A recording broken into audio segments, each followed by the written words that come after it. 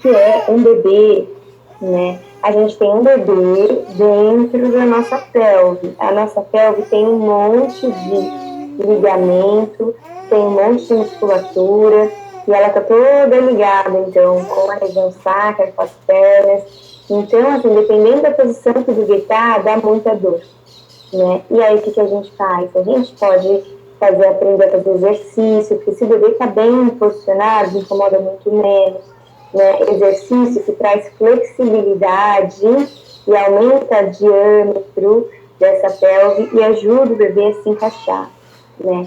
Então, isso ajuda bastante na dor. Se isso não resolver, a gente sempre tem bolsinha de água quente, tem massagem, que dá para ensinar o parceiro a fazer. Não dando certo, dá para fazer acupuntura, né? Não a gente, mas a gente orienta para um outro profissional, infelizmente ela tem que pagar. Mas super ajuda. Então a acupuntura é bem legal. Vindo no banheiro, aquela história, né? Faz parte da modificação gravídica também. A gente tem, então, um útero agora em cima da bexiga. Então, a bexiga está muito apertadinha. Se ela bebe água, ela vai ter rapidamente vontade de ir ao banheiro. Né? Isso é bem comum. E não tem o que fazer, a gente tem que orientar ela e sempre ao banheiro. Isso. O Léo está perguntando se a atividade física é uma ótima opção para esses gestantes. De fato, é uma ótima opção para quase todos. Pelo menos uma caminhada, porque assim, uma caminhada, gente, claro, essa época é tensa, não dá para fazer caminhada. Mas, em geral, uma caminhada não custa nada para ninguém, é só sair, colocar um tênis. Não é uma caminhada no shopping, é colocar o tênis e sabe, sair para fazer caminhada. Realmente uns 30 minutinhos diariamente, mas se não consegue fazer isso 3 vezes, 4 vezes por semana, né? Porque a gente precisa ajudar no controle de peso, né? E a gente precisa trazer esse movimento e flexibilidade para a musculatura dela. Hidroginástica também, mas a questão às vezes é mais caro, né? Tipo, a gente tem SESC, tem esses lugares que tem umas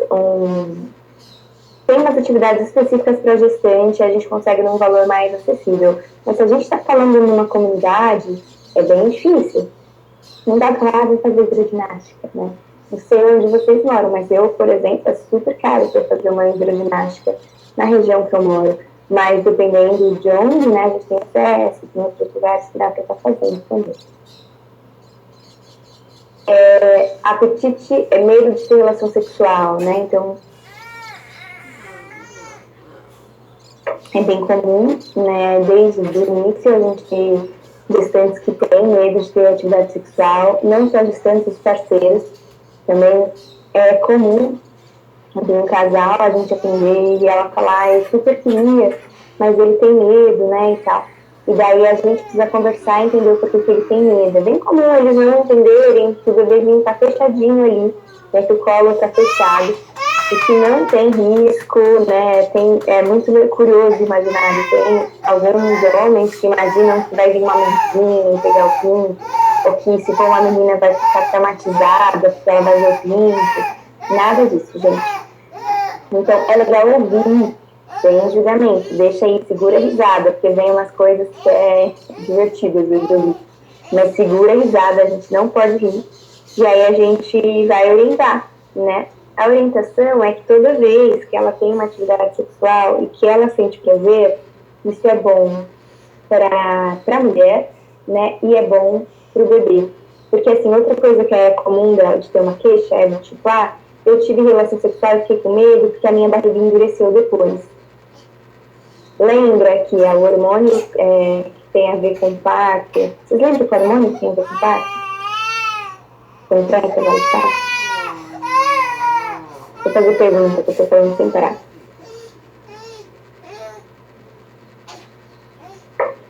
Deixa eu ver se estão aí. Tem um hormônio que tem a ver com o parto, que eu fico falando que é o hormônio do amor. Isso, gente, falou ocitocina. Então, a ocitocina é o mesmo hormônio então, que a gente tem quando a gente tem um orgasmo. E ele produz, então, ele vai conectar no útero quando a gente ativar essa estrutura para entrar em trabalho de parto. mas ele dá contração, e ele dá contração também quando a gente tem um orgasmo, né? Então, quando a mulher tem um orgasmo, o útero dela vai endurecer. Não que ela vai entrar em trabalho de parto, no parto prematuro, mas ela não sente dor, mas ela sente o útero dar uma endurecida e assusta, que ela não está acostumada, né? O útero nunca esteve tão grande. O útero sempre contraiu quando a gente tem orgasmo, mas agora com o útero grande a sensação é maior. E aí elas ficam meio na dúvida.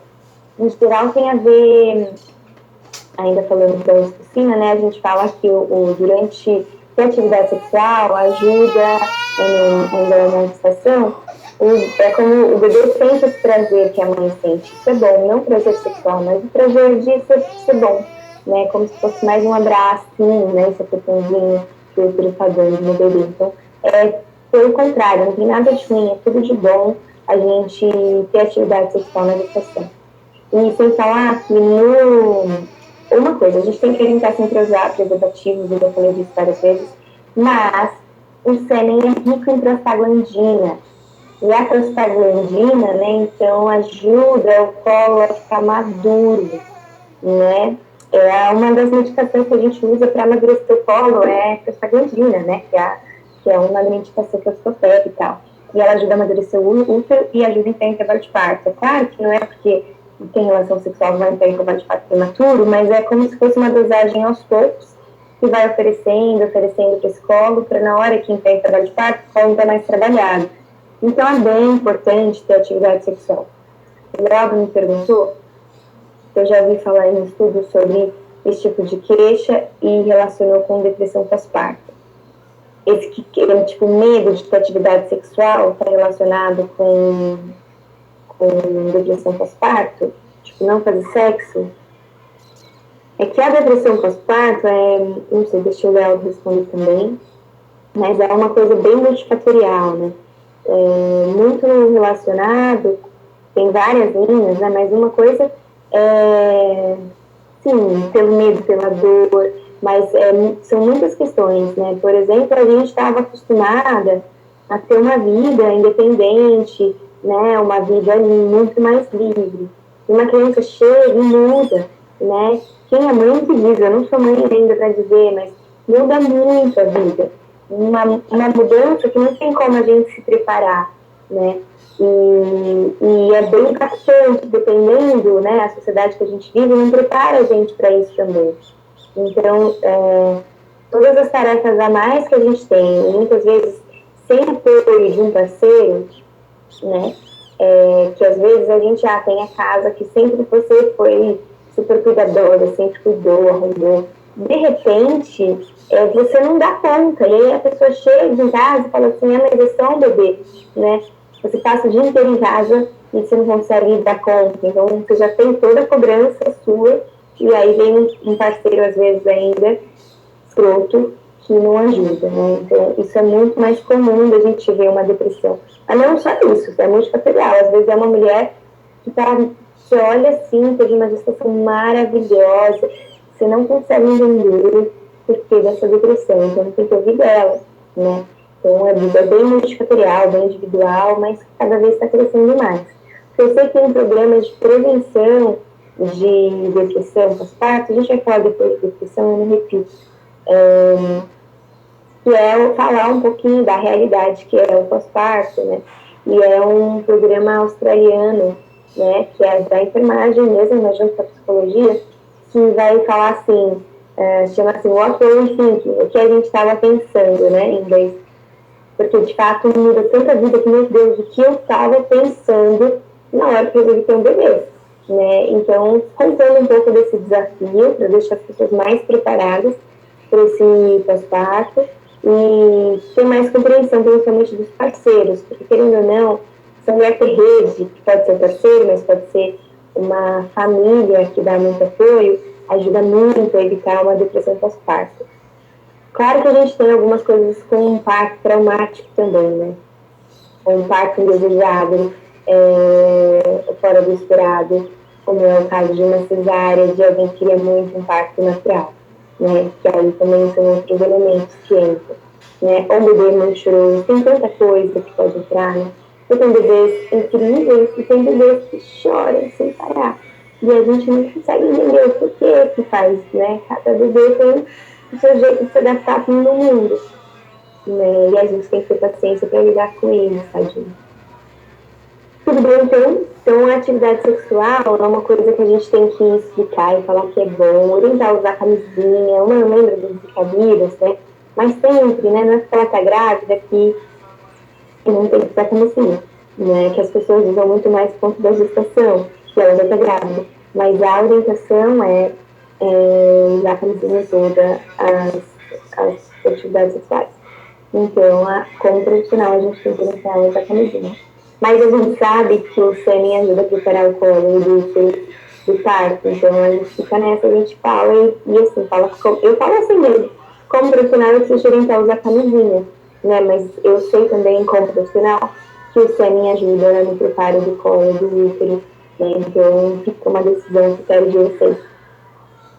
Então, em relação ao sexual, é isso, é legal perguntar pro parceiro, perguntar o medo que ele tem, né? Às vezes, infelizmente, não tem muito o que fazer e ele fala que a libido dele foi embora, que agora ele olha a mulher de uma outra forma, que aí ele criou na mente dele, né? E no imaginário dele, construído por uma sociedade, e agora ela é mãe, né? Ela tá grávida, tipo, meio que dá uma divinizada nessa mulher e ele não consegue mais transar com ela. Fica meio que o símbolo de Maria, mas de um jeito muito positivo, principalmente tem esse tipo de fé. E aí ele não consegue, porque ele vê a mulher como uma coisa muito mais pura, né? E tira essa ideia carnal. Isso é uma queixa comum também, né? Não é uma queixa, mas é uma fala. Então aí tem que ter paciência. Assim como tem mulher que não vai querer, né? Tem mulher que aumenta a libido, tem mulher que vai falar, não quero, incomoda, é esquisito. E a gente tem que respeitar. Não dá para falar para a mulher que tem que transar, né? Tem que ser, se ela quiser, tem mulher que vai passar a discussão inteira sem transar. E o parceiro vai ter que ser compreensivo, né? Então, isso tudo são questões que a gente vai ouvir, conversar e trabalhar com eles. Se tiver uma questão, a gente fala assim, quer chamar o seu parceiro? A gente conversa junto. Vocês estão aí? Tem perfeitinho.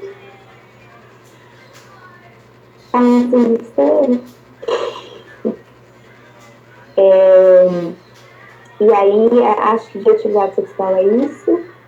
Falei, outra coisa também de atividade sexual é porque a gente vai, como a gente fala, né, não tem jeito, é até parte do nosso site é tentar atividade sexual, né? Mas é perguntar, principalmente no pós-parto, né? A atividade sexual não é só penetração, né? Isso a gente tem que lembrar.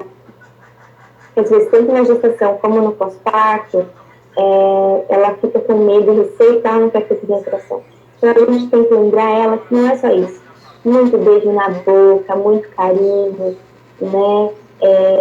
Carícia das formas diversas, também dá para ter, né? Não é porque ela está grávida e não quer ter penetração que ela não pode ter uma intimidade sexual com o parceiro dela, que é uma atividade sexual, né? Então, isso a gente estimula também. Por quê? Porque isso ajuda a manter o casal conectado, né? E eles precisam estar conectados para a chegada desse neném, né? Porque vai ser mais fácil. Então, ouvir e falar para ela, dar algumas dicas para ela, sem julgamento, ajuda muito. Nossa, como ajuda. Porque aí ele vai ter que, porque assim, já tem as brigas, a gente fica mais sensível. Então, se eles se afastam dessa intimidade, também é mais difícil para voltar, e depois tem pós-parto. Então, é desafiador. Então, falar dessa intimidade, que muitas vezes é uma intimidade que não precisa ter penetração, é algo importante para a gente conversar com esse casal também. Ok, aí bastante atividades que acho que a gente não falar dessas coisas para vocês ainda. Aí o apetite aumentado, que é comum, também é vontade, também tem aquilo, né? Que a gente sente, posso, a gente nunca pode comer besteira, e de repente a gente pode, né? A gente se sente, eu posso agora comer o que eu quiser, né? E aí tem aquela desculpa de comer por dois, aquela desculpa de querer comer todas as tranqueiras, né? Mas não lembrar que não, né? Não é A gestação não é para se alimentar por 2 pessoas, a gestação é para a gente comer, então, o mais saudável possível, porque influencia, sim, né, hábitos futuros, talvez, para esse bebê, mas isso é uma hipótese que as pessoas estão testando, mas, sim, com certeza estimula bons hábitos na gestante, que esses bons hábitos podem ser levados depois que esse bebê estiver maior. Então, lembrar disso. Beber água, ela pode falar quantas vezes ela quiser, que ela não quer ficar indo no banheiro, a gente sempre vai estimular ela e cobrar. Cadê essa garrafinha de água? Bebeu água, não tem problema, vai quantas vezes for preciso no banheiro, mas precisa tomar água. É super importante tomar água na gestação, muito, muito, muito, muito. Então, precisa tomar água, né? E aí, estimular ela a fazer uma atividade física, nem que seja uma caminhada. Como o Lealdo colocou, uma atividade física de baixo impacto, por exemplo, né? Então, faça uma caminhada, é importante para você, você pensa, tem tempo só para você, vai te fazer bem, né? Então, isso é algo bem importante também.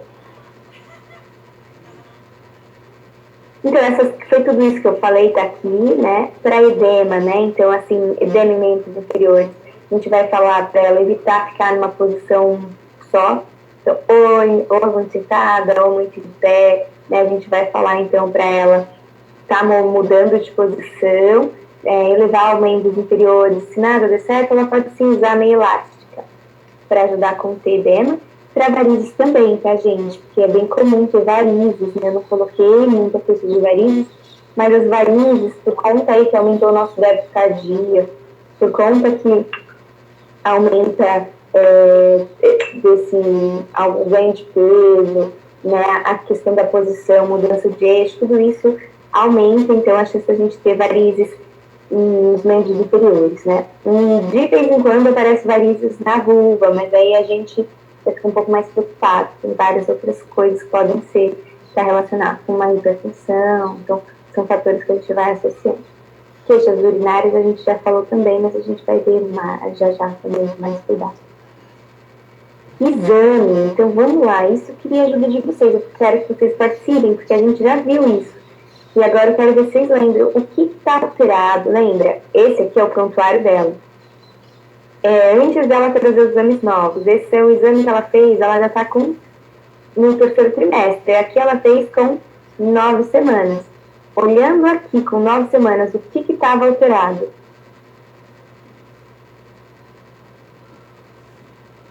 A gente tem o RH, sim, que é negativo. Vamos lá, mais pessoas participando, total Lealdo, e eu agradeço. Mas quero mais gente participando.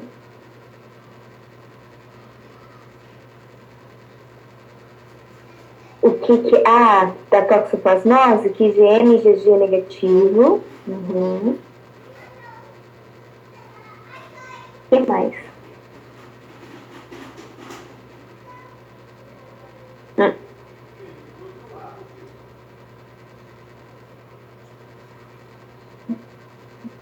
Vamos lá, gente. Tá alterado. A gente já viu.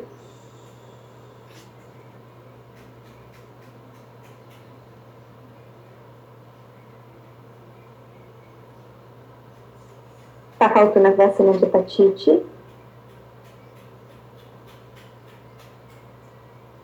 Então, a gente viu também, o pessoal falou, a urocultura tá negativa. Tá alterada?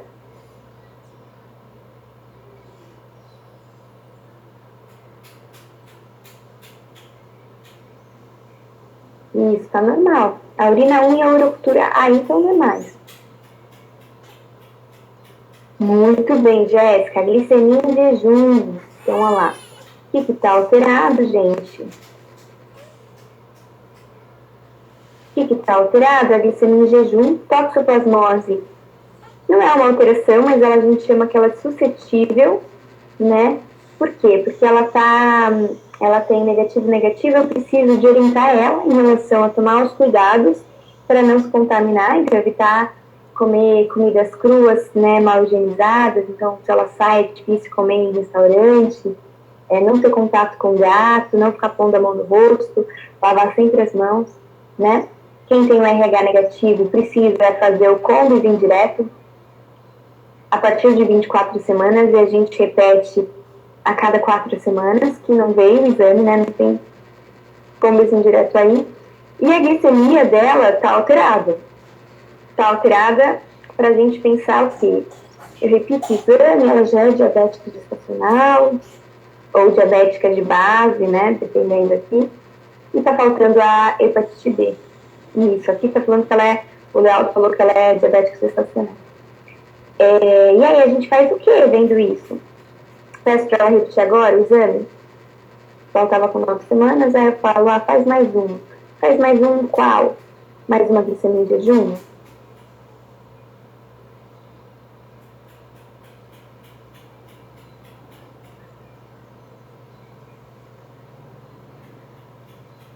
Faz jejum.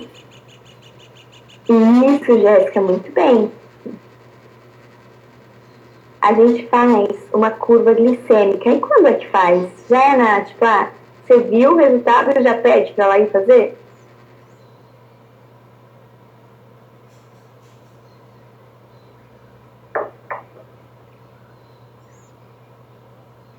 Eu já peço para lá ir fazer? Não. Ela tem que fazer a curva glicêmica de 24 a 28 semanas, né? Não adianta eu pedir para ela fazer agora, né? Agora sim, né? Mas assim, aqui, quando você pega o resultado, que talvez você estava com 10 semanas, 11, né? Que ela fez com 9, a gente olha e fala, pode até dar guia e orienta, olha, deu aqui uma alteração, né? Você está aqui com fator de risco para ser uma diabetes gestacional, eu vou pedir um novo exame para confirmar se você é ou não diabético gestacional.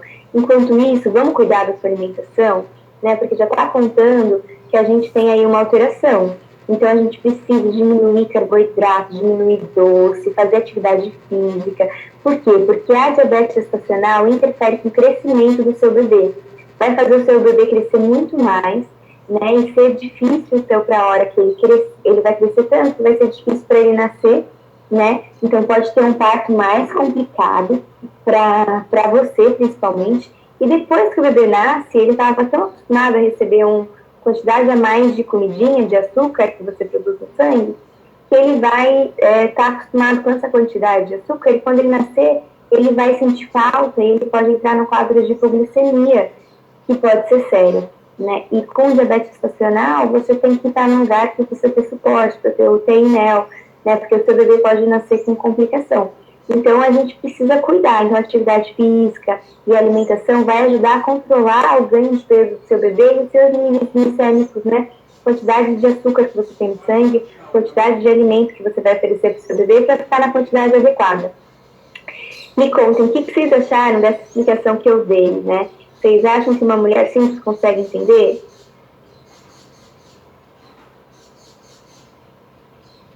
E consigo incentivar as mulheres a fazer atividade física e comer melhor?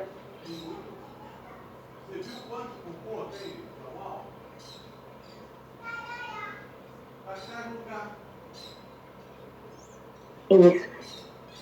Vocês me falam, eu tentei explicar de um jeito que é o jeito que a gente explica mais técnico, que uma mulher mais instruída conseguiria entender, mas explicando para essa mulher na fala o jeito mais simples, né? E trazendo os motivos de... Isso é sempre importante. O que deu alterado e o que isso pode causar para o seu bebê e o que a gente pode fazer para evitar que isso aconteça. Né? Então, eu falei que não era certeza, mas a gente já tem um indício.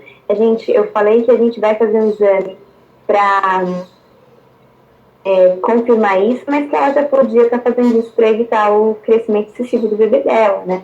Então, isso são falas que a gente precisa ter o tempo inteiro com as diversas alterações, assim como toxoplasmose, né? A gente vai falar que é uma doença grave se ela pega agora, então ela precisa mesmo lavar bem os alimentos, né? Exatamente. Quando a gente fala, o Leandro está falando, né, da importância que a gente falar do bebê, né? Então, isso é bem importante, a gente sempre usar isso como uma influência. Em geral, a mãe se importa com o neném que ela está esperando, né? Então, a gente sempre pode usar isso para ajudar a gente em mudança de hábito dessa mulher. E uma comunicação direta e clara, né, mas com a linguagem que ela consiga entender, é sempre importante. Daí a identificação, quem era essa mulher, né? Então, tá bom, vamos lá, seguir. Então, a gente tem que pedir, olhando esse quadro, tem que pedir, né, para ela tomar a vacina. A gente vai pedir para ela, com 24 semanas, né, já deixar claro, que você olha no calendário, quando ela completa 24, e deixa a data para ela. E vai ser junto com a Rogan, desculpa, Rogan não, né, junto com o exame da Combis indireto e uma curva glicêmica. A gente vai pedir uma toxoplasmose também, que é o exame, a gente já pede todos os exames juntos, né? Já está vendo aqui, isso não é para hoje, isso era o que tinha sido feito quando recebeu o exame, tá? Então a gente vai pedir uma nova toxo, a gente vai pedir, porque a gente pede sempre quem é suscetível, no ideal é no segundo e no terceiro TRI. A gente vai pedir uma glicemia, a gente vai pedir uma curva glicêmica e um combis indireto com 24 semanas. Toxo, curva glicêmica, combis indireto, e a gente pode ver, vamos ver se vai ter mais alguma alteração, mas de resto estava tudo bem, sem queixa, não precisa pedir, né? Porque ela está meio anêmica, mas o HB dela, estava 11,3, né? 11,3 é tudo bem, não precisaria pedir no segundo trimestre, às vezes como ela já está, né, indo fazer o exame, dependendo do recurso que o município tem, você até pode pedir uma outra. Ou se ela apresenta alguma queixa de fraqueza, uma falta de disposição, aí a gente pede também. A urina não tinha por que pedir, a gente não pede no segundo trimestre, só se ela tem queixa, a gente pede no terceiro, né? Mas talvez vocês vão ver que ela tem um exame lá, ou talvez alguém pediu porque ela apresentou alguma queixa. Mas, em geral, eu só peço no segundo trimestre se tiver alteração, né? Então, aí eu peço a curva, que é o que a gente está pedindo, o combis, que é a partir de 24 semanas, combis indireto, e a toxoplasmose. E se ela tiver queixa, a gente pede outras coisas. Ela não está anêmica, ela está com anemia fisiológica. Aqui, como é uma anemia fisiológica, é a profilaxia de um comprimido de sulfato ferroso. Não, ela não está anêmica leve, não está com anemia leve que a gente faz um tratamento, né, com o 5. Não, aqui é 1, né? E ainda assim a gente vai orientar ela a comer verduras de folhas verdes escuras, sempre tomando suco de fruta cítrico, né, para ajudar na absorção de ferro e evitando o cálcio. Tudo bem aqui? Vamos seguir, só para retomar, então, e vendo com clareza. Aqui a gente tem os ultrassons, eu já expliquei o que a gente avalia no ultrassom, né? Então aqui sempre tem idade, né? Quando a gente vai anotar, tem mais informação no ultrassom. Mas a gente tem sempre um lugar que eles colocam qual a idade gestacional pela DUM, o que eles estão vendo no ultrassom e qual é a idade gestacional pelo ultrassom, que eles estão avaliando, que peso o neném tem, o percentil desse peso, né? A gente tem a placenta, então, onde essa placenta está localizada dentro do útero, e qual o grau de maturação que ela tem, quantidade de líquido amniótico e a observação, que em geral a gente coloca esse bebê tá cefálico, tá pélvico, BCF, ou alguma alteração outra que pode ter dentro do ultrassom. E nesse aqui, tem alguma coisa que está alterado?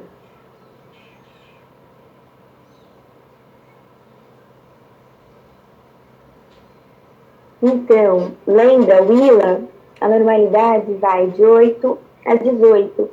Esse líquido está um pouco aumentado. O líquido aumentado é um fator de risco para diabetes gestacional, né? Então, isso aqui é um indicativo, junto com o sobrepeso dela, que pode ser, sim, uma diabetes gestacional, né? Então, o líquido aumentado é um indício disso. A gente já liga a anteninha. Né? Não é ainda uma alteração que encaminhe ela para outro risco, mas é sim uma quantidade de líquido aumentada.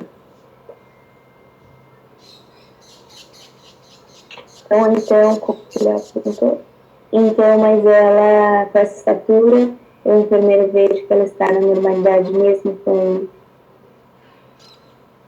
Eu não entendi a pergunta, Leal. Então, a gente... É tipo assim, por exemplo, eu sou enfermeira dessa unidade, vejo essa paciente desse jeito. A ilha dela é de 8, a referência de 8 a 18, certo?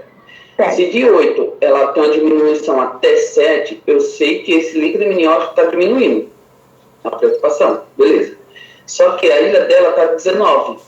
É como se fosse um aumento. Mas aí eu vejo o caso clínico dela. Ela tem uma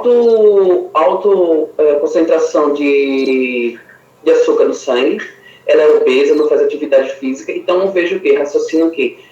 Pelo esses casos de sedentarismo, de volume de tecido adiposo, eu vejo que para ela se está ainda na normalidade, mas vamos ficar de investigar. E não ter assim, de passar para algum especialista, mesmo com esses casos, entendeu? Com os casos clínicos que ela tem. Eu acho que é isso que você quis dizer, eu entendo, eu só vou confirmar se aí você ouve e me confirma se é isso que você está dizendo, assim, né? Então, assim, a gente tem, quando a gente tem um líquido aumentado, que é mais que 18 até 24, né, ao índice de líquido amniótico, está aumentado, mas ainda não é patológico para eu encaminhar para outro risco. São como se fosse um indício de que alguma coisa não está bem, mas ainda não é uma alteração que encaminha ela para outro risco. Mas isso faz eu pensar em diabetes gestacional. Sempre que o líquido está aumentado, acende a luzinha para mim. Mesmo ela não tendo obesidade, mesmo ela não tendo ganho de peso muito específico. Lembra que eu contei? Eu tive algumas amigas que tinham mais ou menos o meu tamanho e o meu corpo, assim, então elas eram um peso adequado. E elas tiveram diabetes gestacional e o líquido delas sempre estava aumentado, né? Mesmo sem tecido adiposo. Então, mas elas tiveram diabetes gestacional. Então, é um indício da gente, é um indicativo de que ela pode estar com diabetes gestacional. Não que seja sempre isso, mas a gente olha a parte clínica, é um dos sinais.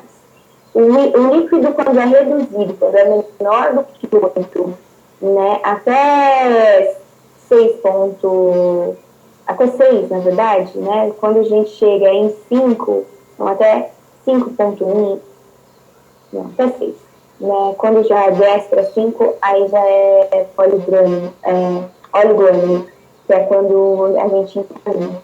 Quando o bebê tem pouco líquido, aí eu tenho indício de uma restrição de crescimento, de uma pré-eclâmpsia, de uma alteração de pressão, né? Então são outras questões. Não tá com líquido amniótico adequado, liga a interninha, né? Tem que rastrear isso, tem que dar uma olhadinha nisso, tá? Então, por isso